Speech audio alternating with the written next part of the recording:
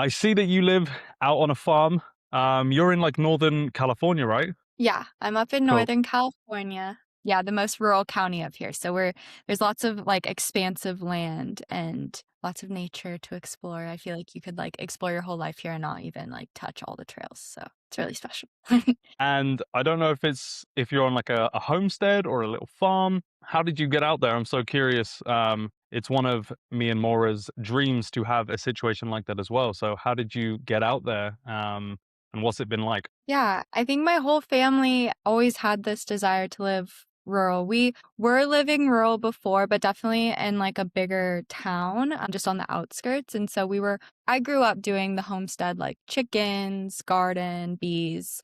We always did that, but we weren't as remote. And now we live in a town with like 80 people. And so it's like very, very, very quiet and very special. But we got up here just like out of a desire to like live slower, live off the land more deeply, and just kind of find a piece of land that we could transform into, yeah, like a food forest. And that's kind of like a co-family dream. So I'm very blessed to have family with a similar desire and just like a desire to live in community and connection with nature. So that's been really special. So yeah, we've been up here for 3 years, and slowly but surely we're like I'm in charge of the garden and the bees, and yeah, we also have like chickens right now, and we're getting a couple goats to like help with That's exciting. yeah, just like moving more towards self-sustainability, but then also a lot of our community, I see like you and Maura also are like in community with a lot of like the local farmers, or just like doing like trade economy sort of thing. So yeah, slowly but surely we're getting there, and it's been really. Nice. Mhm. It's funny, yeah. So me and Maura, like I mentioned, have that dream as well, and we've been trying to plant the seeds, metaphorically speaking, with both of our families. And our dream is to kind of get everyone somewhere in the same spot, have a similar kind of setup. And her parents are also, I don't know if you spoke to her, but they live outside of the Bay Area, and so they send us properties in Northern California all the time, and it looks amazing. Mhm. Cool little mining towns and things like that. So that's fantastic. What has been well, actually, I guess I'd like to rewind a little bit. You do a lot of plant medicine, kind of herbalism stuff. That's a world that I don't know much about. So I'd like to know how that kind of started for you and how that works into your life now. Yeah. I think plants have always been in my dharma.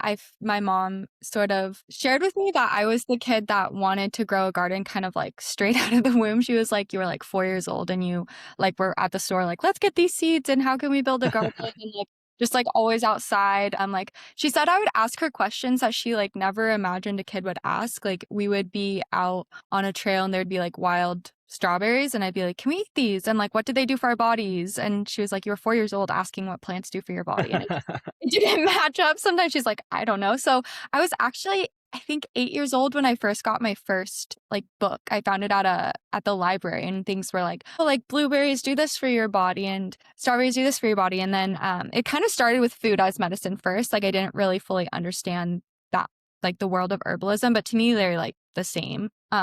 They're kind of, I mean, herbs are very different, but fruits and plants can be used as herbs. So that was kind of my intro. And then I went through a really big health thing, like mental health. I was put inpatient into a treatment facility for an eating disorder and for like OCD and panic attacks. And thankfully, I was raised very holistically by my parents, like naturopathic doctors over medical doctors and chiropractors whenever anything was off. And yeah, but still, my mom was kind of fear-mongered into this idea that when I was going through that health challenge, when I was like about 13, they were really scared because it was pretty life-threatening at that time. Yeah, they fear-mongered her into basically like I had to be on medication to heal it, which I intuitively then was like already down the path of we don't need this. Like there's something else going on, but You felt that kind of intuition quite like young. You said 13, right? yeah, I was 11 when I was diagnosed, but I was 13 when I was sent inpatient. And I know like numbers are really hard for eating disorders to talk about, but like I won't talk about BMI or weight, but my heart rate was like 30. So they were like, they're like, they were trying to find my heart rate and they couldn't find it because it was so faint. So they had to do like an EKG. And yeah, I think that that's like a whole nother conversation, just like eating disorders and anxiety and OCD. And like, I think that there's a lot to talk about there. But yeah, when I was inpatient, they prescribed me like I was 13, like 7 different medications. And I remember like being like, I already knew that there were herbs. Like I was already kind of like down that path, like because of my mom's best friend was a midwife and like the naturopathic doctors, and I just like really looked up to those people. But yeah, they fearmongered my mom into putting me on medication. And when she refused, or like I think part of treatment that really like sent me into a spiral was the foods that they fed us, like because like fed is best, they're trying to like challenge orthorexia or like healthy eating as a means of like restriction. But like their means for doing that was like feeding us Skittles. And my mom was like, don't feed her Skittles. Like red food is not gonna help her right now. Yeah. But yeah, and when they said that, they basically were like, we're gonna like we might have to call CPS on you because you're the one giving her eating disorder. My mom's like, I just want her to eat real food. Wild. That's so Yeah, crazy. And I mean, in for like a lot of situations, like I think about that all the time. It's sad. And this is why I think accounts like yours and other people's are so fantastic, because people do get in situations that are really scary for their health. And we've lost a lot of these traditional wisdoms with, dealing with it in a semi natural or normal way. And so, when you're scared, you just want to put your trust in someone, and then oftentimes people really only have the traditional Western medicine hospital route with, people around them for the most part. And it's easy in those situations to know to go down that route. But yeah. yeah, Please continue. I was just noting that, like, it is, I notice that all the time. Like, to make an example, we just started doing some jujitsu. Staph infections are really, really common. I know that it probably has something to do with like over sanitation, because it's normal to have that on your skin, the reason it grows, etc. And I've been trying to think, like, man, like I don't really want, if I got it, don't really want to go to a doctor and get antibiotics, which is just what everyone does. And so different, but yeah, when there's no authorities in the space on those things, it can be scary. So I'm glad you're doing the work. I mean, please continue with your story though. yeah. No, I think that what you're saying is like people are just not aware of all the options that are out there, and it's because these big corporations and doctors that get pushback. Like I think the thing with herbs is like you can't patent life. Well, they're trying to patent life, right? Like so that's another conversation too. But Wow, really? in the States, you cannot patent life, but you can patent genetically modified life. And that's the conversation with farmers, right? Is that like chemical seed companies are patenting life, and then those seeds, you can't isolate a seed and you can't isolate a crop, and then it bleeds into like another farmer's crop. And then that whole conversation with Monsanto, like coming after Yeah. farmers that have their cross pollinated, and it's like, and they win those lawsuits because they patented Wow. life. Yeah, that's another conversation. Yeah. But yeah, so I think with just like the herb conversation and having more options is doctors, yes, we're like moving in the right direction. I'm very hopeful that more and more people are like wanting and creating a market, which is like really horrible to say is like a market for natural medicine and like ancestral wisdom. But more and more people are waking up and realizing that the past protocols that we had in place, like, yes, sometimes they're life-saving. I do believe that going into treatment did save my life, but I don't think it was the medications. It was the break in my like structured routine. And I think that could have been done in a lot better of a way. And so now, I guess like to continue the story was like I got out of treatment and I was on the medication, unfortunately, even though I like fought it. And my parents tried to fight it. And then immediately when I got out, I like tried to wean myself off of it, which is like, do not do that. That is like the worst thing you could ever do. But I just knew in my body, like, I want to get off of this. This is not healing me. This is like making me sicker. I think so. It took away the anxiety. It took away the intrusive thoughts. It took away the OCD, but it took away everything else too. Like I was just so Mm. flat. I had no joy. And then they prescribed me more medication because then I was depressed, right? And I was like, I was never depressed. Like I was nicknamed Smiley as a kid. Like it was never about being sad or like wanting to like wish away life. It was always just about like I think control, like feeling out of control and like trying to seek control. So anyways, yes, we know that they prescribe medication to fix the ramifications of the medication that they already prescribed. And then by chance, the only psychiatrist in my little town was an integrative psychiatrist. And we went to see him and he was like, if you never wanted to be on the medication, why were you? So he was like this beautiful bridge of Western medicine with just like traditional wisdom. And he was like, let's put you on inositol. Let's do a beam study and actually figure out what's going on in your brain to actually target, like instead of just like throwing darts at a wall and like, or I guess it's spaghetti at the wall, right? Like that's and like Yeah, yeah, sticks. yeah. Um, and yeah, so it was just like really cool. He did a beam study, figured out where my brain chemicals were at, immediately was able to be like, okay, your brain's so low in omega-3s. You've just been undernourished, malnourished for so long. We need to raise these neurochemicals. We can use like eat 3 servings of blueberries every single day, eat more walnuts, eat fatty fish, and like just like did a diet plan and then also had some like tailored herbs and supplements just like for a short period of time.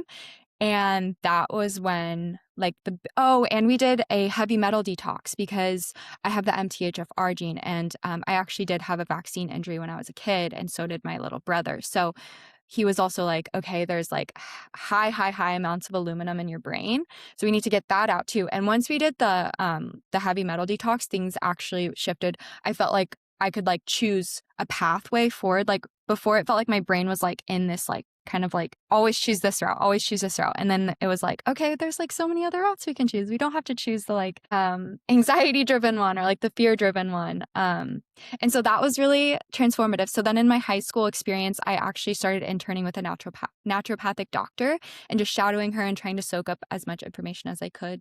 And then once college came around, I was like, I know what I want to do. I want to follow the path of the plants. And now, I was talking about it with some really wonderful people this weekend, but I am a firm believer that your wounds are your wisdom. And so like going through those hard things was a part of my path and I can like take the knowledge that I learned from that and like help other people. Yeah, no, I was gonna mention that.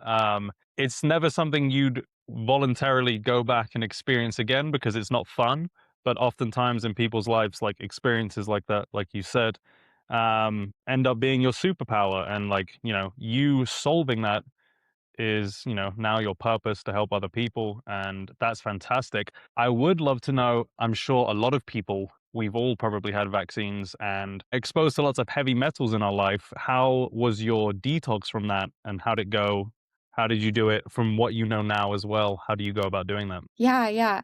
Um, I we did a lot of like mineral chelating herbs. So it was like a really intense drink of like cilantro, parsley, nettles.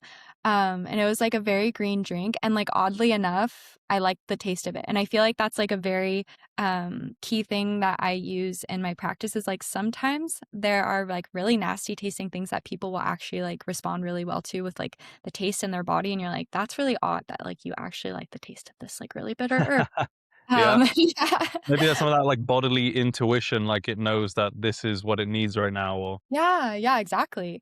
Our bodies know best, and, yeah, so we did that. It was, like, 2 times a day drinking, like, this really intense drink, and then we also use zeolite, which I know a lot of parents use for kiddos with autism and, like, have had, like, really great experiences with that.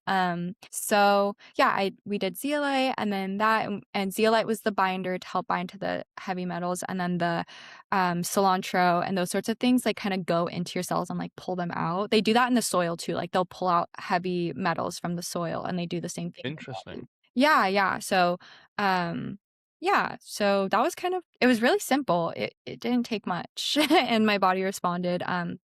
And yeah, it wasn't like a hard detox either. I think I had felt foggy for so long that like if there was any fogginess, I don't think I noticed it, but I did notice how much clearer the world felt afterwards. Like it felt like I was operating underneath like a fog where everything was moving in slow motion for so long and I believe that to be why my brain kept like kind of trying to seek control because everything felt out of control and like the world felt muted. And then once we got off the medication and we cleared that fog, I was like the world was so vibrant and yeah, I think that joy kind of pushed me forward into, like, a lot of things in my high school experience. Like, I just remember, like, always being, like, this advocate with friends of, like, "Oh, I think I'm gonna go on birth control," and I'm like, "No, don't do it."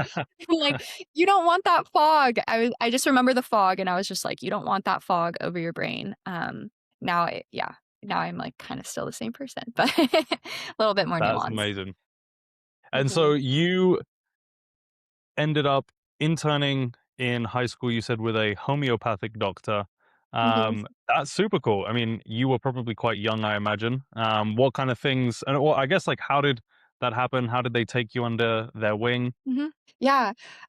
We have a holistic health fair every year, down in the valley, and I was, like, walking around with my mom, and we were just, like, talking to different doctors, and, there were 2 people that, like, kind of, I think, like, saw, like, me light up when I, like, walked by their booths, and they offered my mom, like, a free treatment for me.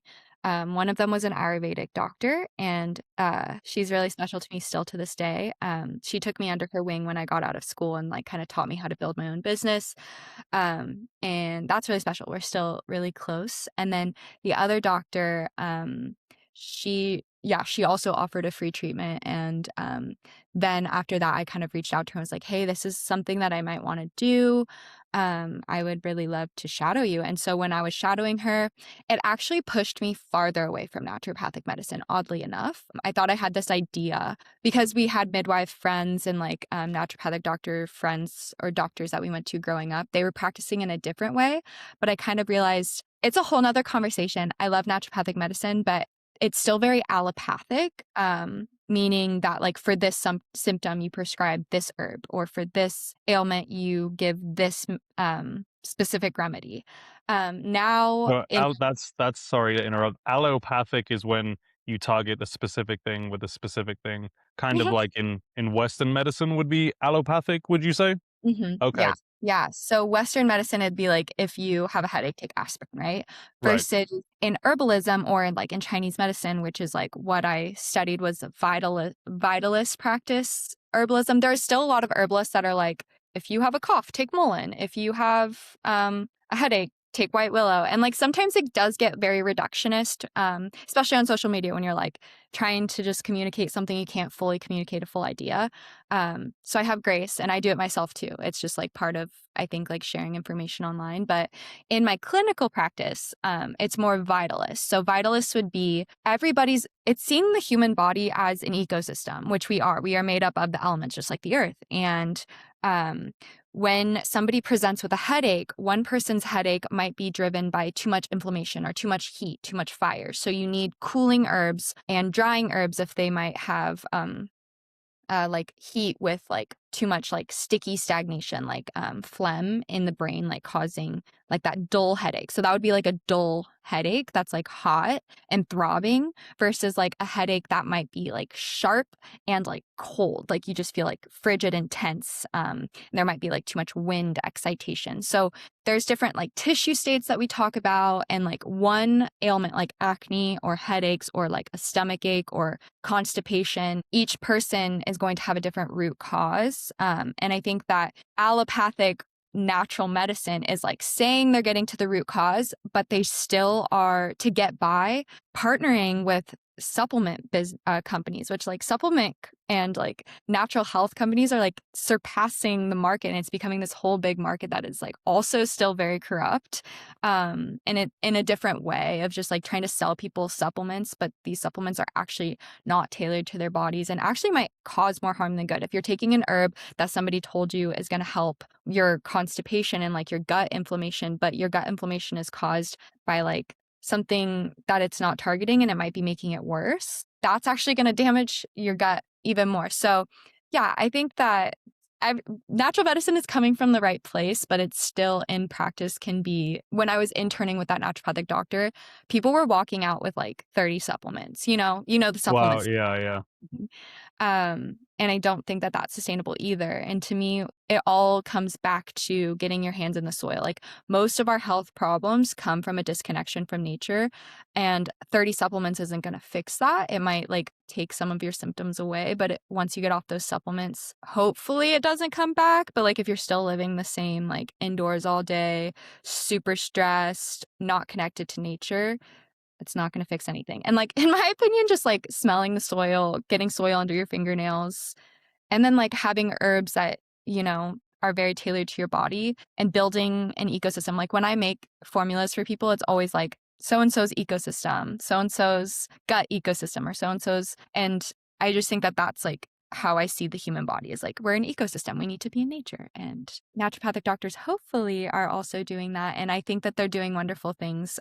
There's certain schools that are very vitalist, and I did study at a naturopathic university, but I went the nutrition route because, yeah, I just think that food and that, like, connection to the food that we eat is, like, probably the biggest thing.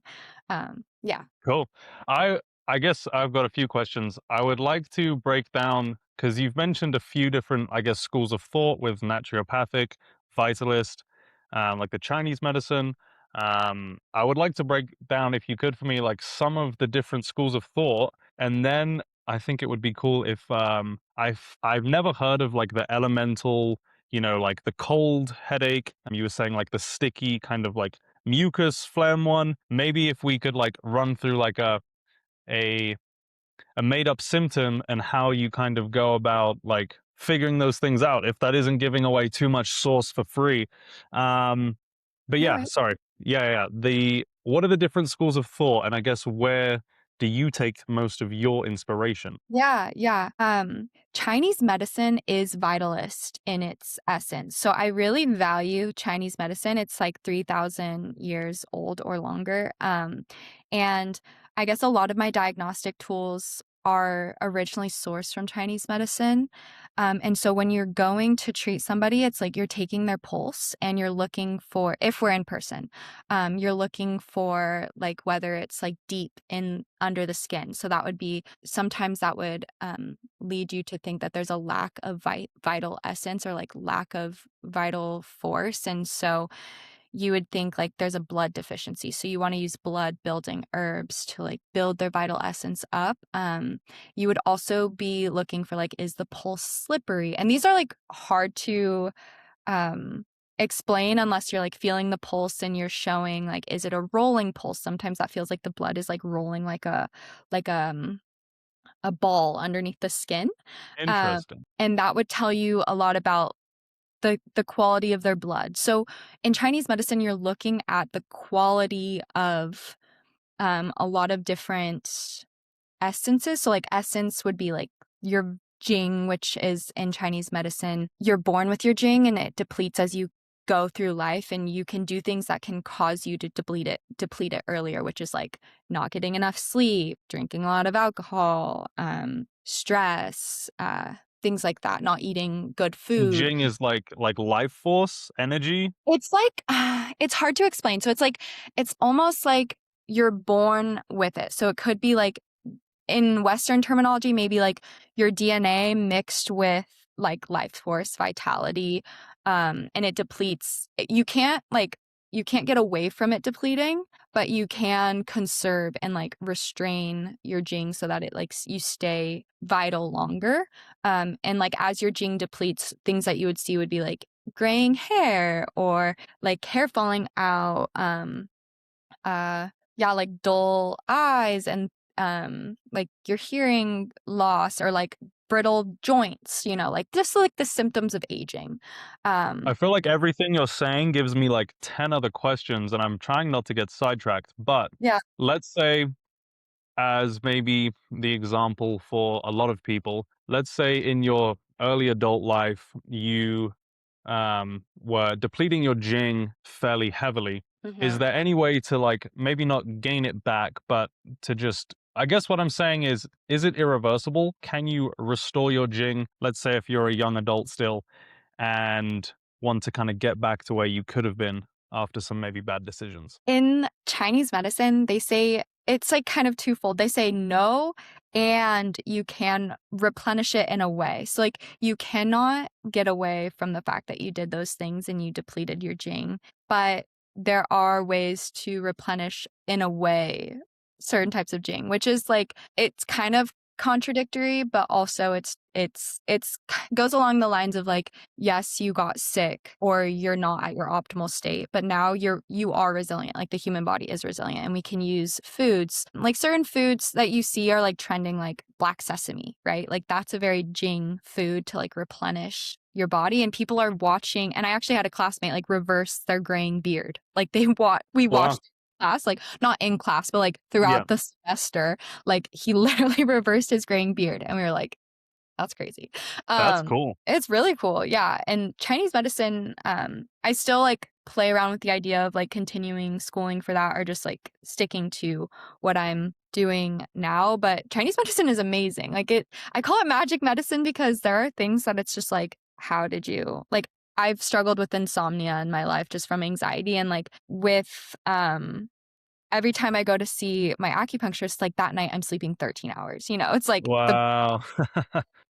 and just like the herbs are just like just so magical. But yeah, so I feel a lot of like my first introduction with kind of the Chinese method. I spent like 2 months in China when I was like 19, and I stayed at the Shaolin Temple and I did Kung Fu for like a month. It was a really cool cultural experience, but I was really immersed in that world. And I remember I got sick and I had a cough, and there was like we would always like kind of hike through the mountains and like run around, and it was on a mountain, so there was lots of farmers, like these elderly Chinese people, farmers. And I remember I had a really bad cough, and I was around this farmer, and I had a cold tea, and I was drinking it, and she like hid it out of my hand, and she was like, "You can't drink that, it's cold, you need something hot." And in my, I guess, more American mind, I was so confused. I was like, my throat hurts. I should have some like ice cold beverage. But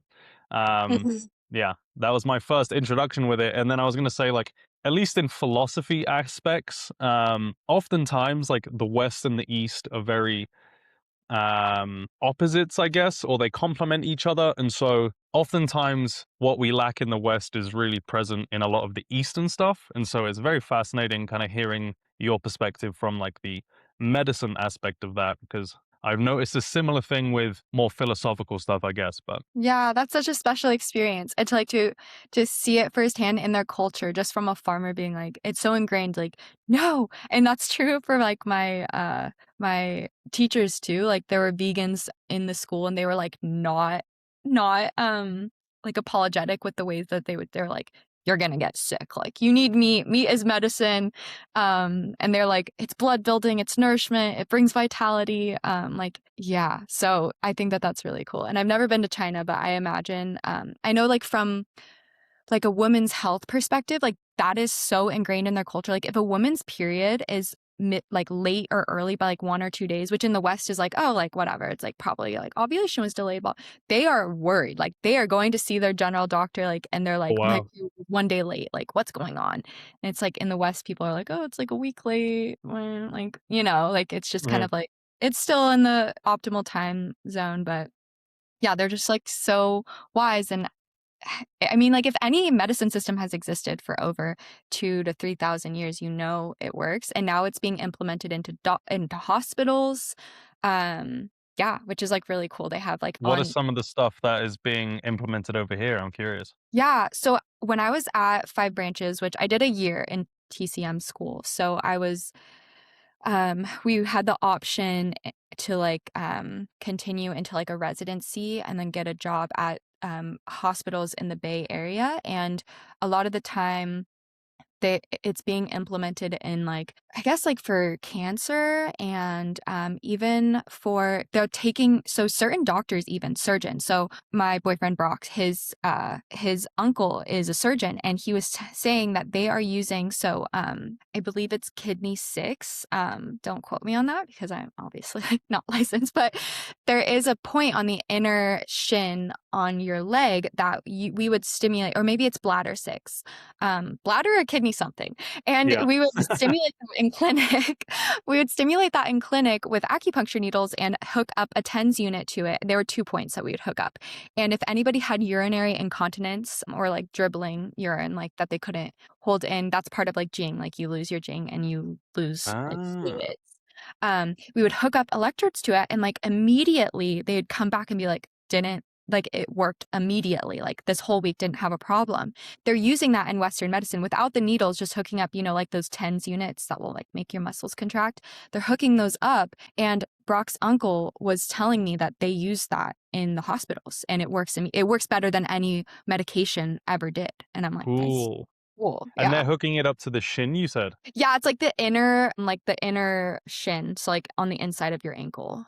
That's fascinating. Super cool. I mean, that gives me hope. I mean, I, as a lot of people in, I guess, our semi corner of the internet, are very critical of a Western medicine, for fair reason. But I don't necessarily think it's like the doctor's fault. Like, a lot of these people are really smart people that go into it with the best interests.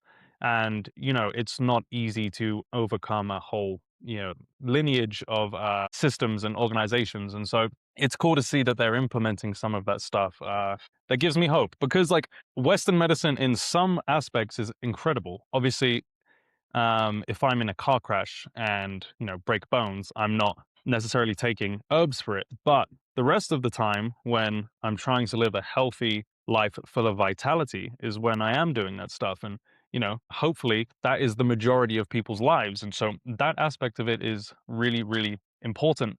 Okay, so let's get back. So you were saying, so there's Chinese medicine, Mhm. and you were saying the Chinese medicine is very vitalistic. What's the vitalistic side of it? Yeah, so Chinese medicine is where the like 5 element idea, it's not the only place it comes from because Ayurveda also has the elements and so does Greek medicine. And so the idea there is vitalistic medicine practices or vitalistic ideas is that we have a vital life force energy inside of us.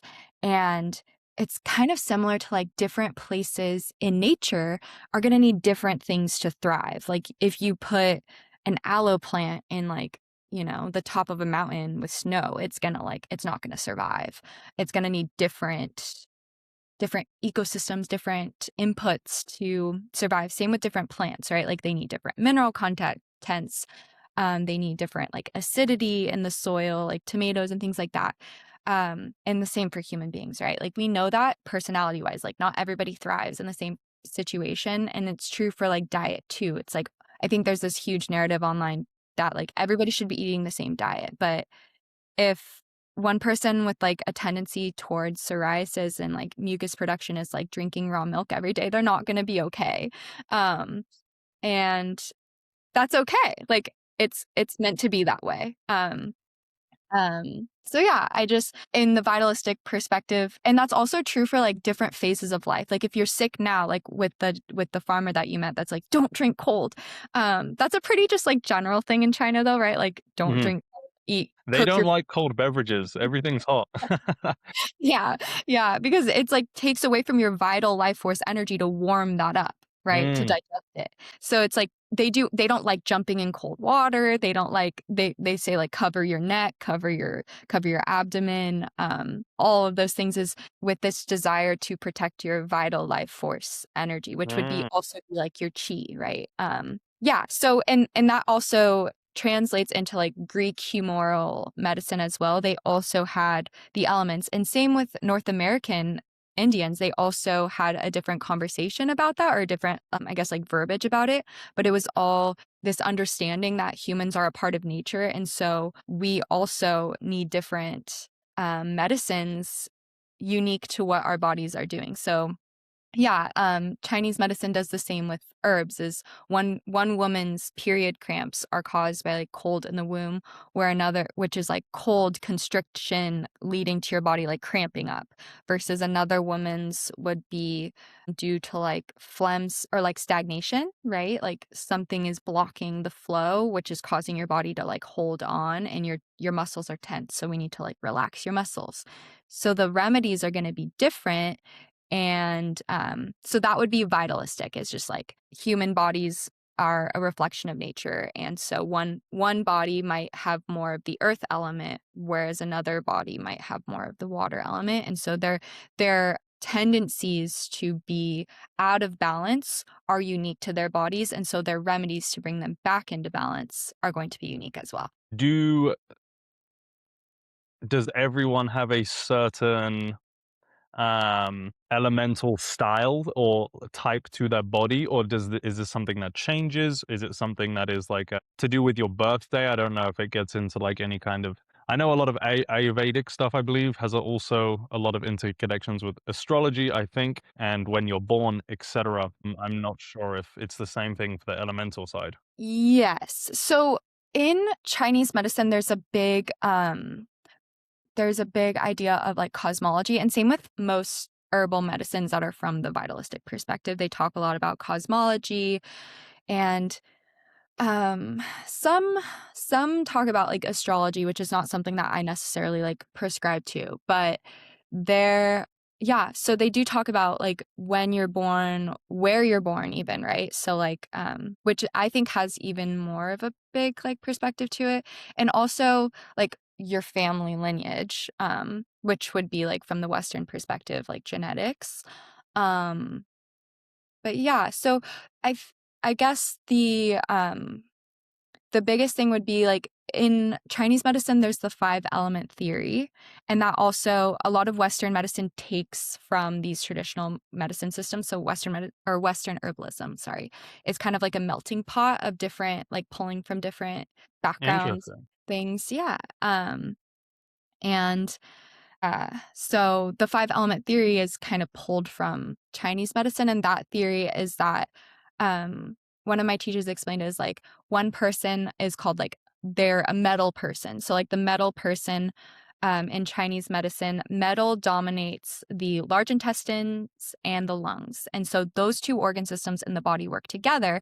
And if you think about it, you're like large intestine, lungs, that doesn't make any sense. One deals with food and one deals with like taking in air. But in the body, like the lungs, the chi moves downward. When you inhale, they expand and they push downward on the large intestine. And actually the large intestine's energy, both like physiologically and energetically, is moving upwards. When like when you go to the bathroom, it's moving upwards, it's not pushing downwards. That's how like you push the waste out of your body. And so they work together. And the metal element, like if you think about anything with metal deals with value. And so the lungs, you're taking in like heavenly chi is what it's called. Like you're taking in clear heavenly chi. That's bringing value to your body. And then it's letting go of waste products, which you no longer value. And then the same with the large intestine. It's the last place where like everything that we took in, like through food, we're extracting the last bits of value and we're letting go of what's no longer of value to the body. And so energetically, when somebody is a metal person, they have a hard time letting go of things. They're like controlling, they're the type Hmm. A person, they have anxiety, they tend to be tense and like holding on. They're like their musculature in their neck and their shoulders is like tense and tight. They're also really intense people. Like they're like, go, go, go, go, go, get things done, like on to the next thing. But if you also think about metal conducts. So if you're always on the go, the conduction can get really like hyper, guess like just like hyper, it can like shock you, right? Like it can be really intense and like lead to brittleness, lead to overexcitation, a lot of heat. And this is the language in Chinese medicine and in herbalism is like, it's very poetic. But in my eyes, it makes sense. Like, Yeah, I uh, really like some of the words that are getting thrown out because it is very poetic, like you said, and thinking about the body like that, like an ecosystem, thinking about the body like a living thing, not just like a set of symptoms to address. mhm. Yeah, yeah. And same goes for like water people. Like if you think about water, it can be like it can tend towards stagnation and like when it puddles up, it can get a lot of sediment on it. But if your water is healthy, it's like flowing and it's fluid, but it can also freeze and it can also evaporate and it can also so like there's that there's a lot of conversation. And so in the five element wheel, each element feeds the next element. So if one element is out of balance, it leads to a problem in the next one. So like wood feeds fire, but if your wood is brittle and dry and lacking, then you're going to have like too much fire because it's just going to keep Mm. catching. Versus if it's healthy, like a fresh branch on a tree, right? Like if it's an old branch, it snaps and that's unhealthy wood. But if it's a fresh branch, right, it like bends and it's like full of water because the water feeds the wood, right? Water gives, Wow, cool. and then, right, and then the fire feeds earth, it creates earth. So if you have too much fire, you're burning up and like you're depleting your earth. But if you have it in right relationship, you're creating healthy fire for your earth. And then the earth gives metal, right? Because you find minerals Mhm. in the earth. And then the metal holds water. And so it's just this whole like generational cycle. And then there's interrelations too, where like one controls the other, and that's like a whole nother conversation. But I just like it because I am also a poet. So I'm like, it just makes sense. Like it just That's like super it cool. helps. Yeah. Yeah, so how do people, I guess, can you figure out what type you are? How do people go about doing that? There are tests online that are, like, fairly easy to do and, like, kinda test that out. You can also find a five-element Chinese medicine doctor, which is, like, a specific type of Chinese medicine that, certain acupuncturists and Chinese medicine doctors practice from. But also just, like, I think if you just, like, read about it, The Web That Has No Weaver is a good book to kind of, like, digest this information in, like, a more, like, digestible way. But it will kind of explain it to you. And then any book by Matthew Wood, he's a Western herbalist, but he also like explains these concepts very well. So it kind of explains like the metal person. I gave that example because it's very easy to understand. Like metal, and then like there's different types like fire, you might understand that by like those people tend to have like really good metabolisms but are also very like I guess like feisty is a good word. Like Yeah, I have yeah, a yeah. best friend who's like she's a redhead, so she's like this pure depiction of like fire, but she's also like so energetic, like but she Yeah. also depletes herself so fast. Like when she's depleted she's like Mm. burnt out. So like fire, think about burnout, right? But So also yeah. what do fire people need wood in order, or like the wood element to kind of keep themselves going? And you said it goes the wood and then fire, right? Mhm. Okay, Yeah. cool. Yeah. So, they also would need, like I guess I believe, I'm, like, don't fully understand the generating site or the, like, controlling cycle, but also water controls fire. I guess that's pretty intuitive, like, Mhm, you throw mhm. water on the fire. So they also need, like, water to cool their fire. So, like, herbs, those sorts of people tend towards dryness, I would also think, because, like, fire dries things out, they tend towards inflammation and heat in their body, which can cause, again, like burning through too much wood or like the fire and the earth element, and they can tend towards like mineral depletion. So I would use herbs like salty herbs like nettles or cleavers, and then also like water rich herbs like marshmallow, and I would use those herbs to kind of make sure that they're moisturized and have enough moisture, and then they're also like they're grounded, like the mineral rich herbs that like ground those like fiery people, because fire burns upwards and like goes heat rises, right? So you want to like ground those people back into the earth, back into their bodies, cool that fire a little bit. So yeah, so that's what I think I would use for like a fire person. So it's from what I'm understanding, it has a lot to do with balance and balancing your bodily ecosystem. But everyone kind of has their general lenience or aspects to them that they should be conscious of that may slightly shift from person to person. Definitely. Yeah. Yeah. Yeah. That's a great way That's to. cool. Because I've heard about Chinese medicine. I don't know really much about it, so this has been very informational. You also mentioned the Ayurvedic traditions, which is Indian, if I'm Mhm. not mistaken, and then you also mentioned Greek, and I that's the first time I've ever heard of Greek plant medicine. Maybe tell me a little bit about that. Yeah, I mean, Hippocrates, right, the father of medicine. Greek humoral medicine is where like the vitalistic verbs kind of come from. Um, so yeah, they also have like the four elements that they're, like, pulling from. They're also using, just, like, looking I guess they use, like, how people present, like, the color of their eyes, like, the whites of their eyes, whether their, like, skin's dry, how their hair looks, things like that of, like, telling you, like, whether they tend towards, like, oiliness and, like, excess moisture or if their cheeks are flushed or, like, the quality of, like, their skin. So if they have acne, but it's, like, dry, yet, like, an inflamed acne versus, like, oily and pustule acne, or, like, a skin condition like psoriasis would be, like, dry and flaky. So they use those understandings of, like, okay, they have a lack of moisture, a lack of water. So how can we bring that water to their bodies? How can we, like, moisturize their bodies?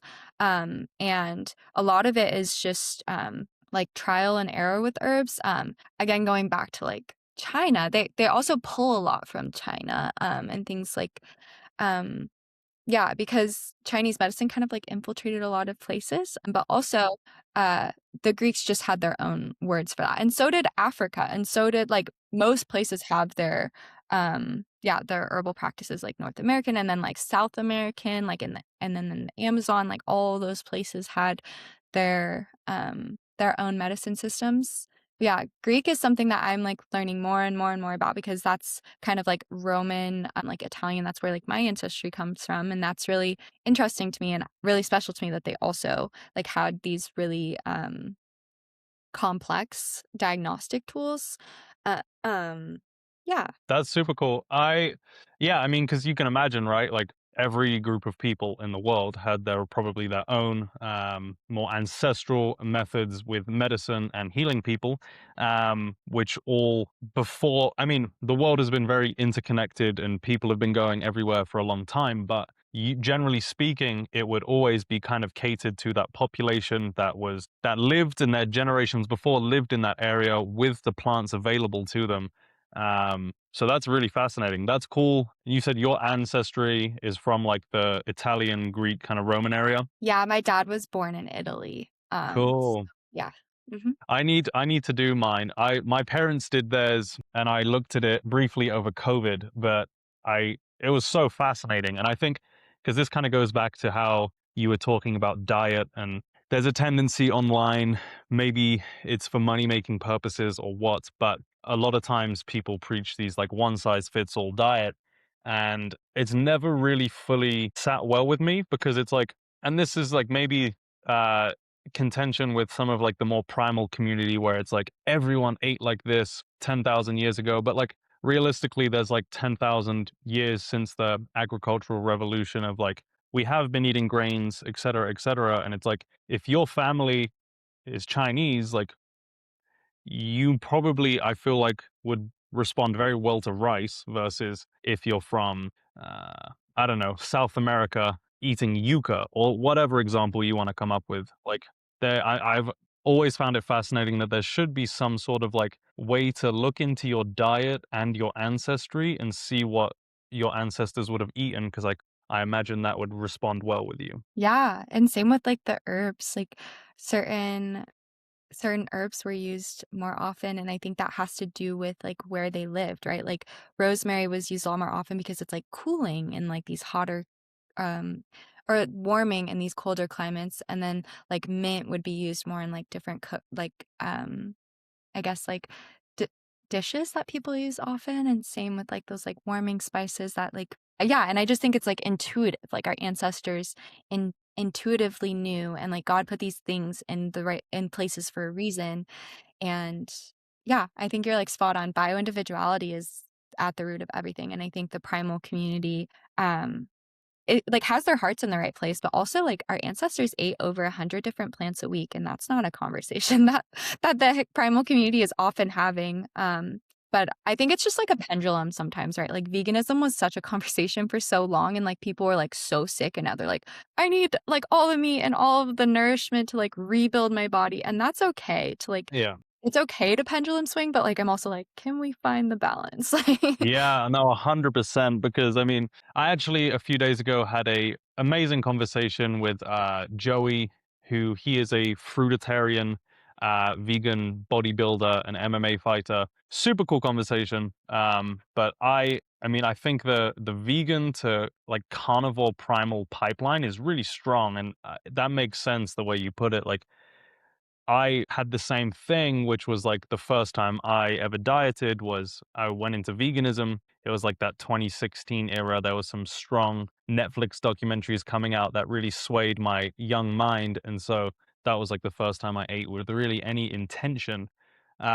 Which, yeah, like I think, like you said, in today's world, oftentimes, at least something I've noticed with a lot of these hardcore diets with strong communities, which is I think is fantastic. Sadly, I think a lot of times they're coming to them with types of maybe insecurities that they're trying to fix, and that they hope that this diet is going to like fix it. And so there's a lot of dogma that comes into it, but I also agree that I hope the pendulum kind of levels out at some point, but it does make sense for the world we're living in. Unfortunately, a lot of people were dealing with a lot of things and are trying to just, solve it in whatever ways they can. So, Yeah, yeah, and food is medicine, like, that's why I think, like, there's a time and place for people to follow a vegan diet, like, I've had friends, family members who've healed their cancer from following a plant-based diet, and then there's also, like, people who have, like, severe malnourishment who've healed their bodies, like, going deeper into, like, consuming more animal products, so I don't think it's ever gonna be a one size fits all. I think social media, like, the clickbait gets views, and so yeah, it's hard when, like, the algorithm pushes you to say things and, like, do things, and then people wanna follow a trend because they wanna look like or be like whoever they see online. But yeah, I think that's really cool to see people thriving in different environments, and again, just goes to show that, like, health will never be a one size fits all, so we can't say anything with, like, complete, like, dogmatic, like, "This is the only right way," and that's true for, like, everything in life, I think. yeah. Yeah, no, I totally agree. As someone who has been in places of dishealth myself, and a lot of times I've in my life tried to fix it with a new diet.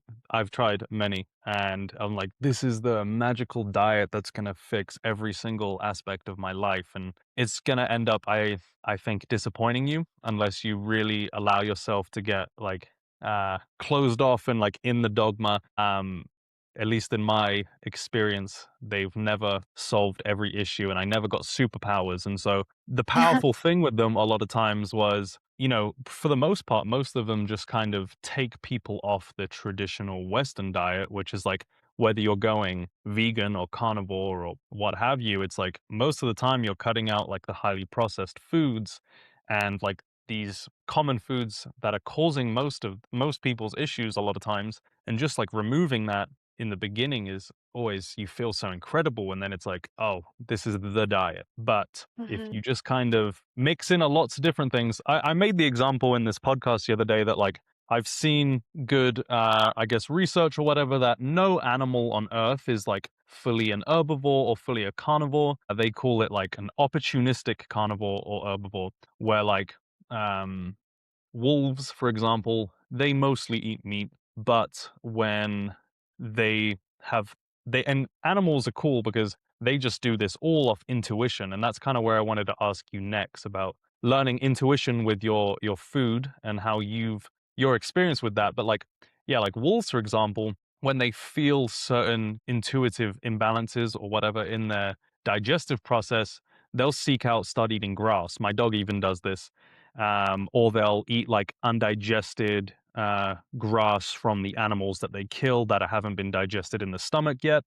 And so the same things with herbivores. Like I think it's pandas. They only eat really bamboo, but sometimes they'll eat small animals that they can catch if they feel little, nutritional imbalances, I guess. And so for humans, I feel like we've lost a lot of our innate intuition with how we live in a natural environment. And so I was curious if you had any thoughts on that and if you implement those things, because I know you talk about eating intuitively when your body feels certain things. It's definitely such a conversation. A lot of people are so disconnected from their bodies. I definitely, like, when I'm in my clinical practice and we're in an intake, I the questions I always ask are like, what does your body crave? And a lot of the times, like in an idea from like ancestral eating practices is that your body actually craves what's making it sick sometimes, which is Interesting. yeah, like you crave more sometimes you crave more of what your body doesn't need, until you get back into balance, and then like, then you can follow that intuition a little bit more. So, like, think about somebody who's stressed, the earth element is, like, sweet, and they want sweet things, and so that sweet thing is, like, there to help bring, like, grounding and nourishment, and then, like, from a Western idea of, like, serotonin, right? Like, that, like, happiness chemical to their body, but in reality, like, they're stressed, they're burning through all of their minerals, they need, like, mineral-rich foods, and then they also need protein to build those neurotransmitters. So, sweetness is usually what people, like, tend towards, or, like, carbs, right? Like, it doesn't have to be, like, super sweet, but, like, that, like, sweeter taste. So that's, like, something that I hold in the back of my mind, but I do always ask, like, what when you're hungry, like, what does your body crave? And if it's salty foods, like, that's telling me sometimes that, like, "Oh, you need minerals." Or sometimes it's like, "Oh, like, you need the earth element." It's all very, very, very complex, and you need to know your body, but yes, when somebody's body's in right relationship to themselves and to, like, the earth, it is very, very, very wise, and you can trust that wisdom to tell you, like, I think, like, the best, like, when people are like, "Oh, like, I'm craving chocolate," it's like, "Oh, your body needs iron, or it needs minerals, or it needs healthy fats," but and I always do say, like, follow those cravings. I think your cravings tell you a lot. You just have to use discernment, because if your body's craving cake, it's not like you need Right. like, you need a ton of like, I'm also like, enjoy your food, but, like, sometimes that craving is not necessarily like, "Okay, go eat cake." It's like, "Okay, what is this telling me? I need more energy, or I'm, like, stressed, or what's going on?" But yeah, yeah, I would say that. Yeah, I discernment, I guess, is really important because I mean, I think about that all the time and like you can't really trust a lot of your because it's actually even hard to say what intuition is or whether it's just like an impulse or what have you. But like in the case of people with like addictions, I guess, like if you're craving a beer and you're an alcoholic, that isn't necessarily an intuition you should listen to. Or if it's video games or whatever. And so, yeah, getting back into a nice relationship, right relationship, like you said, and then starting to listen is probably good. This has been so fascinating, by the way. I've actually learned so much. Where should people start with this thing? With these kind of things, obviously, please plug your account, things you're working on. But I know you mentioned some good books along the way and some good resources as well. So if you want to just tell people where to find some of those things. Yeah. I am currently working on a book. It's been like 3 years in the making. So that's Cool. coming soon. So I'll definitely, if you like want to learn more about how to learn from the herbs themselves, I guess the first you could find me at Emma L. Robles on Instagram, and then M's Element on TikTok. And then I also have emmarobles.com as kind of like my website. But I always say just like go into your backyard, find herbs, figure out how they taste, how they feel, and those things communicate a lot to you, and that's what I'm going to be talking about in my book that will be coming out. But Matthew Wood is an herbalist that has a lot of books out that I really trust, and then Seja Popham is another herbalist that I really love, and they all have books if you just look them up. And then, yeah, I would say, like, those are really great places to start, and just, like, yeah, go out in your backyard, figure out what's growing near you, because chances are that's the medicine you need. Fantastic. Yeah, we just started. This is the first time in my adult life with a big backyard like this, and we have some raised beds. We've started a little garden. We did have some late freezes, so hopefully everything is okay. But yeah, it's been fun gardening a little bit for the first time. It's a cool introduction to it. But Emma, thank you so much. This was super cool. Stay tuned for her book coming out. That is super fascinating. And yeah, thank you for your time. Thank you for having me. Yeah, my pleasure.